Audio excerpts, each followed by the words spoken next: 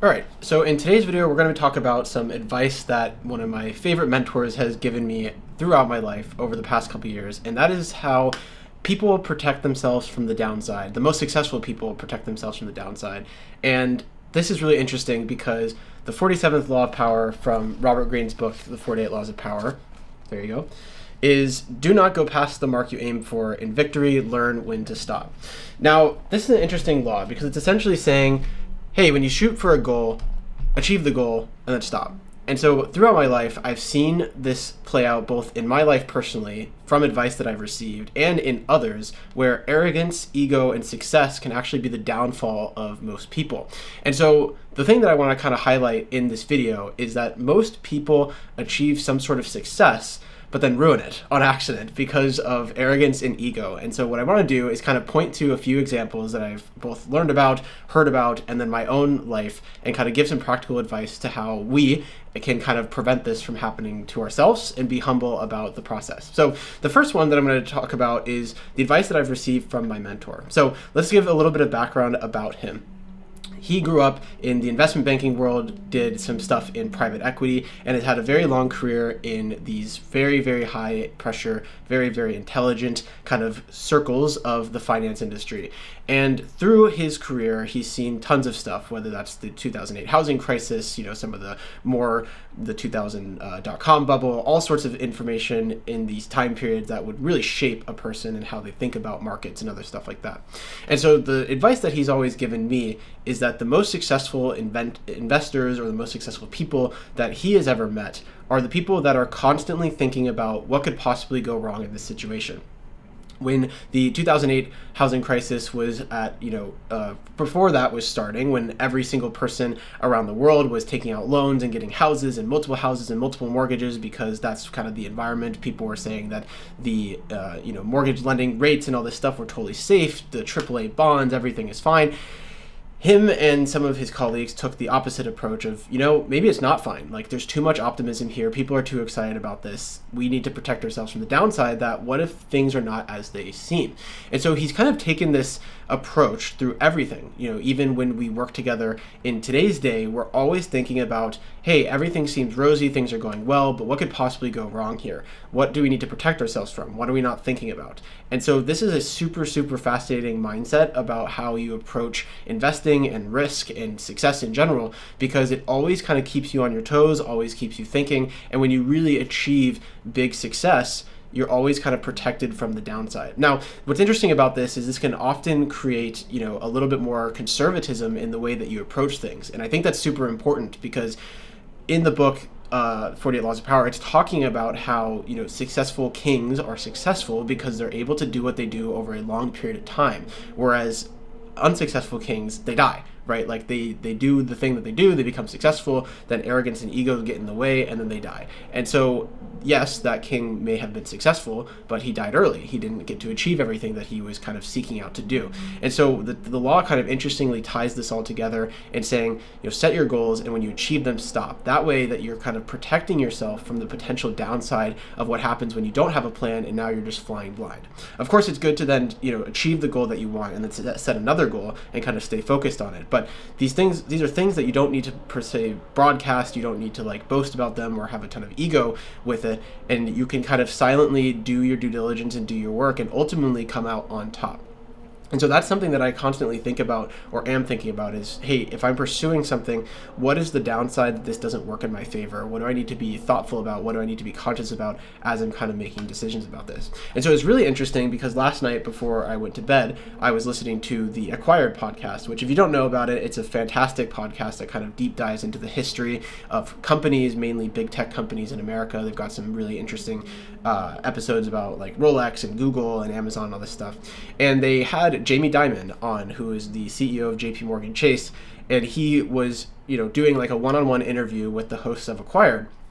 And what I found super, super fascinating is as they were kind of going over Jamie Dimon's career success, kind of saying how he was fired from Citigroup when he was expected to kind of take over as CEO. Then he went and then he took over Bank One, which at the time was a much smaller bank than Citigroup. And he kind of went in there and took it all over. The management team turned over, and it was a very stressful time for him.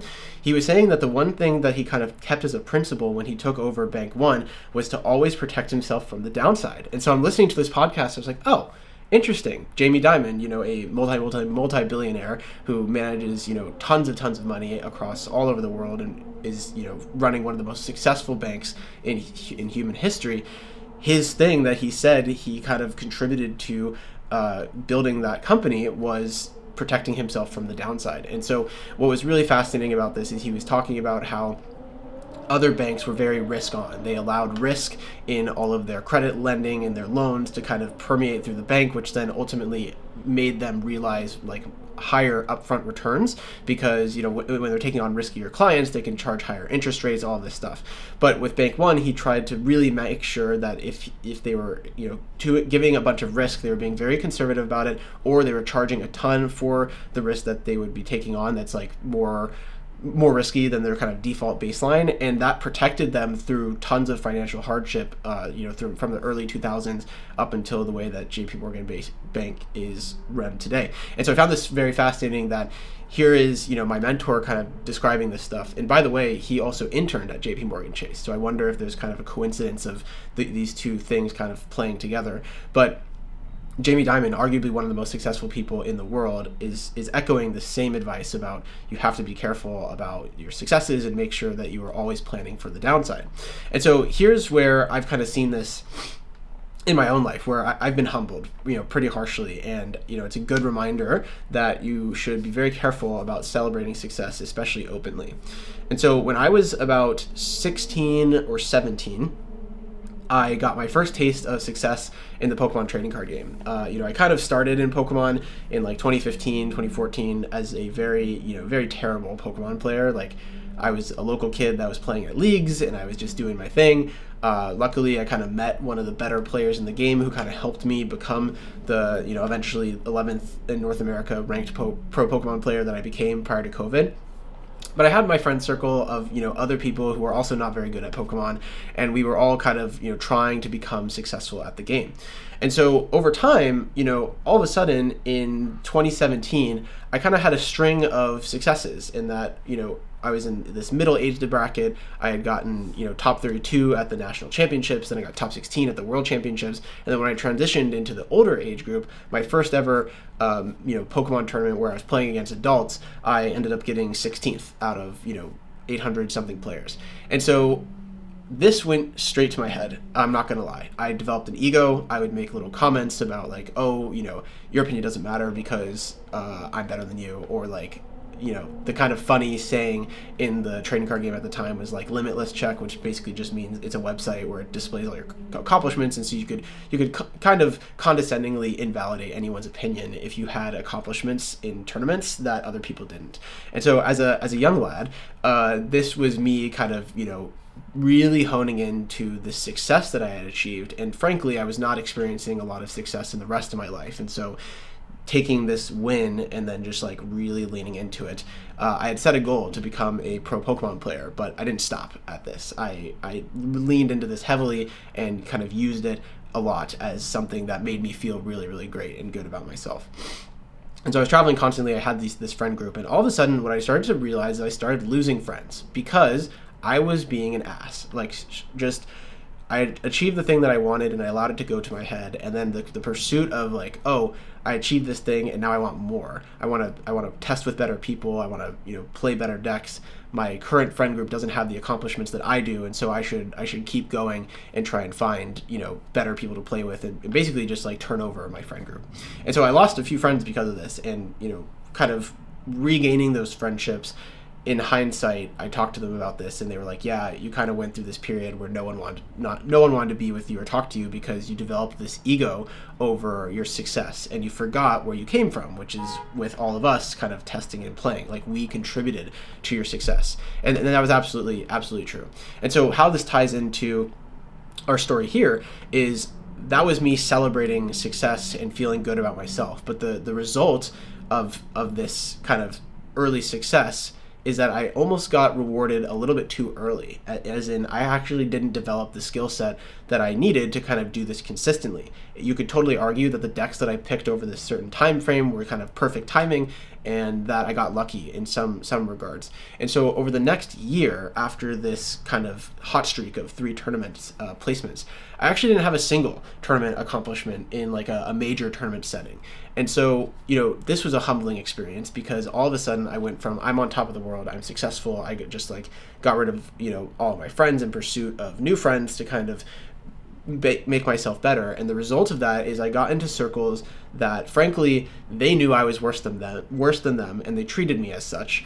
And that was not an enjoyable experience. And, I had lost a ton of the people that I had kind of grown up with in the game, and then had no career success to back it either. And so there was basically no trade-off for kind of allowing ego to like slip into my life and then take over this part.